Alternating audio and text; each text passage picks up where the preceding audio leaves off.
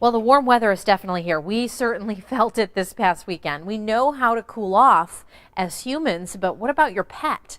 WSBT 22's Alex Elich is at a local dog park. Alex, you have to keep an eye on your pets when it gets hot and humid like this.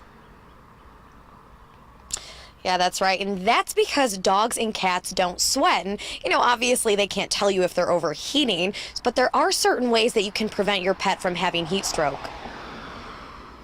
Roxy, the Springer Spaniel, loves to run around and play outside. She's black and white. With the black, she retains a lot of heat. So that's my biggest fear is, she has no clue what's, getting a heat stroke or anything like that. Roxy's owner, Clara Costello, is like most pet parents. She doesn't leave Roxy in the car and gives her lots of water when it's hot. But regardless, it's hard to tell when your pet is overheating. You have to think about your pets as not being able to do all the exact same things that you would do if you got hot.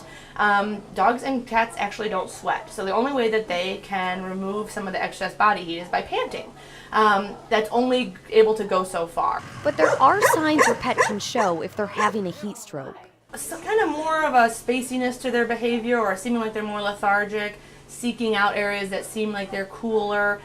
There are some types of stances that they might get into where they're going to try to extend their neck and get a lot of breath, move air a little bit more efficiently. Clara already takes precaution. Make sure that she's got water and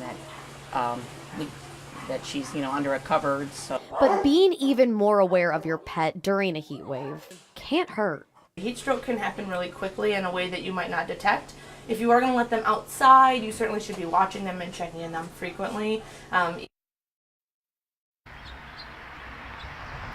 Veterinarians also recommend to take your pet on walks during cooler times of the day and always have water with you on hand to give your pet.